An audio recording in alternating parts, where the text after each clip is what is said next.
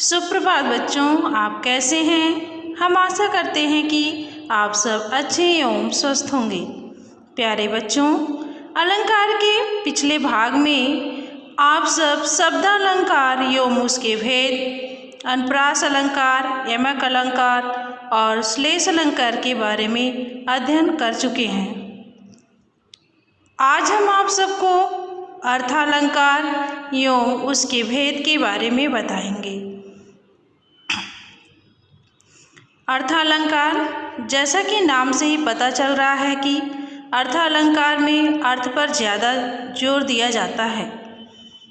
जब किसी वाक्य का सौंदर्य उसके शब्द पर आधारित न होकर अर्थ पर आधारित होता है, तब यह अर्थालंकार के अंतर्गत आता है। जैसे पीपर पात सरिस मन डोला। दिए गए उदाहरण में मन को पीपल के पत्ते की तरह हिलता हुआ बताया जा रहा है।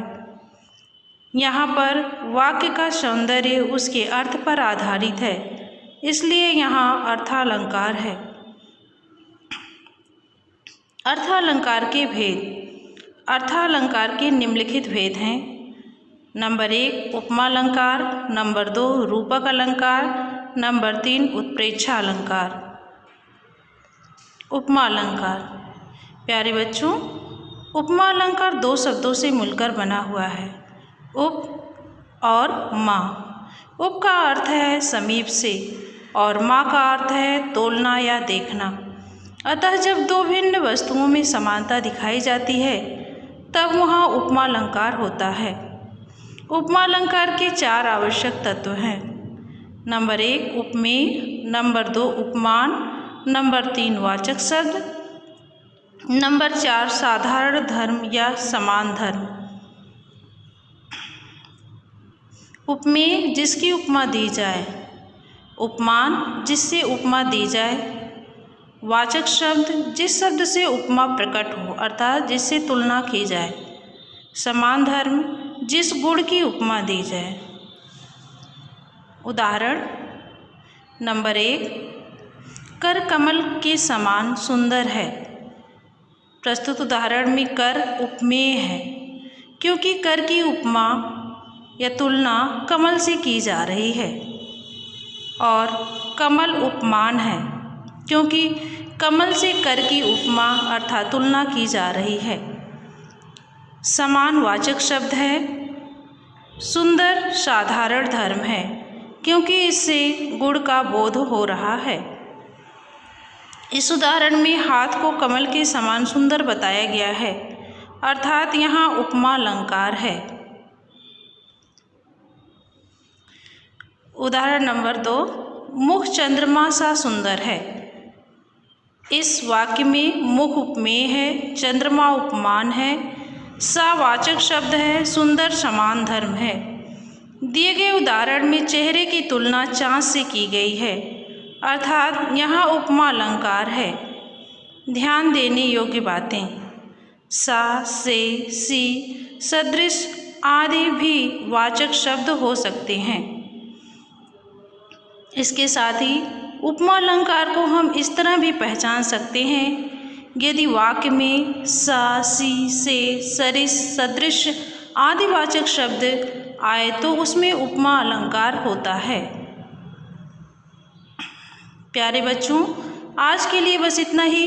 अब हम आप सबसे कुछ प्रश्न पूछेंगे, जिससे यह पता चलेगा कि आपने कितना सीखा। बहुविकल्पीय प्रश्न। आपका पहला प्रश्न है, निर्धन के धन से तुम आई वाक्य में अलंकार है। आपके ऑप्शंस हैं क उपमा अलंकार, ख अतिशयोक्ति अलंकार, ग उत्प्रेक्षा अलंकार, घ रूपक अलंकार। आपका सही उत्तर है उपमा अलंकार। अब आपका दूसरा प्रश्न है, निम्न में कौन सा उदाहरण उपमा अलंकार का है। आपके ऑप्शंस हैं क 4 चंद्र की चंचल किरणें, ख 3 वेर खाती थीं वे 3 वेर खाती हैं, ग तब तो बहता समय शिला सा जम जाएगा, घ इनमें से कोई नहीं। आपका सही उत्तर है तब तो बहता समय शिला सा जम जाएगा। अब आपका अगला प्रश्न है, निम्न में कौन सा उदाहरण उपमा अलंकार का नहीं है? आपके ऑप्शंस हैं क पीपर पात सरिस मंडोला, ख कलिका सी किलक कलेयु देती काल को, ग चरण कमल बंदो हरिराई, घ उपर्युक्त में से कोई नहीं। आपका सही उत्तर है चरण कमल बंदो हरिराई। अब आपका अगला प्रश्न है, निर्मल तेरा नीर अमृत के सम उत्तम है, प्रस्तुत पंक्ति में उपमान शब्द है। आपके ऑप्शंस हैं क नीर, ख अमृत, ग सम, घ उत्तम। आपका सही उत्तर है ख अमृत।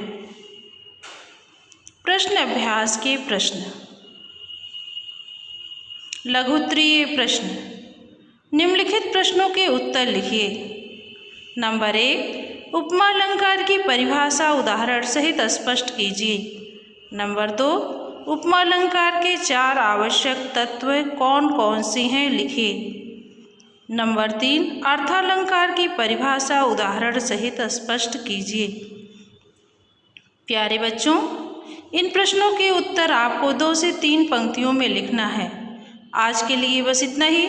तो मिलते हैं कल आपसे अगले वीडियो में इसके शेष भाग के साथ। तब तक के लिए धन्यवाद।